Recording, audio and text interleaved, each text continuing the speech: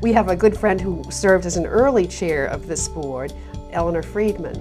And I think Ellie would say to you, I told them Lew Feldstein was the only person for that job. Now, I've heard several other people take the credit for it, so I think that the aura of Lew has extended enough so that everybody wants to be responsible for having brought this dynamo to the head of the Charitable Foundation.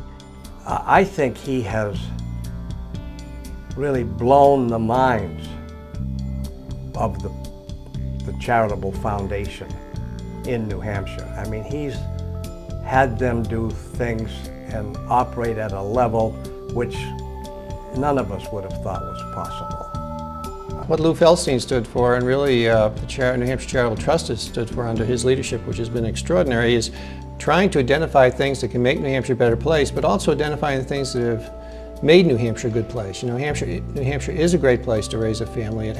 We have a fabulous quality of life here. He's always been there, and that team has always been there as a backstop, and they bring resources to the table that the state government of New Hampshire could never bring. And as a result, we've done things better and more aggressively and more effectively than maybe other states. He's hard driving. He expects the best of everything. He's a perfectionist in that way. And so we all try to rise to the occasion. One day he decided to return to his roots, and he climbed on a bus to go picket a Safeway because he wanted to feel again what it was like to be a rabble-rouser.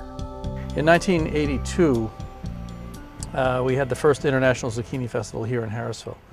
Lew was the master of ceremonies at those festivals.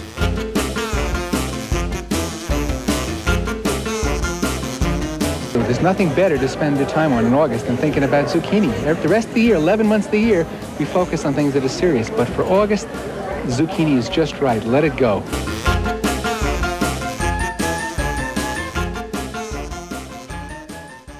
He's also human, and he's willing to admit his own foibles, which helps us feel that it's okay to risk and make mistakes and just try even harder.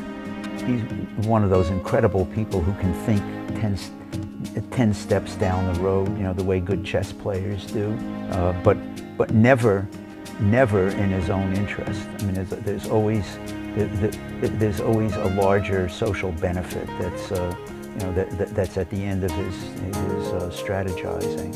He's a very lovable man.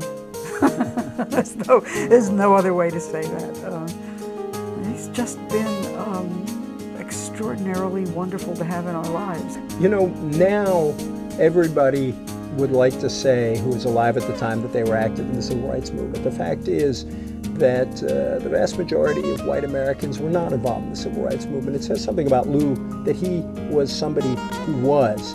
And in a way, this engagement he's got with social capital, civic engagement, really goes back to that very old civil rights idea, Martin Luther King's idea, that we could create in the United States a beloved community.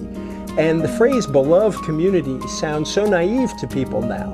And yet it is a wonderful idea, and it's an idea I don't think ever left Lew. I think it's been part of what has inspired him all those years later. I can't think of a person who has made more of a lasting difference in the state of New Hampshire. Lew, on behalf of Kathy and myself, thanks for being a good friend and a neighbor, but most importantly, thanks for being there when the state needed you and doing such a great job so that many people in New Hampshire will be able to raise their children well. Lew, thank you. Thank you for taking the New Hampshire Charitable Foundation to heights none of us imagined when you joined us as president. You've created and embellished and grown an institution that's going to make a difference to New Hampshire forever. And it wouldn't be what it is today if it hadn't been for you. Thanks.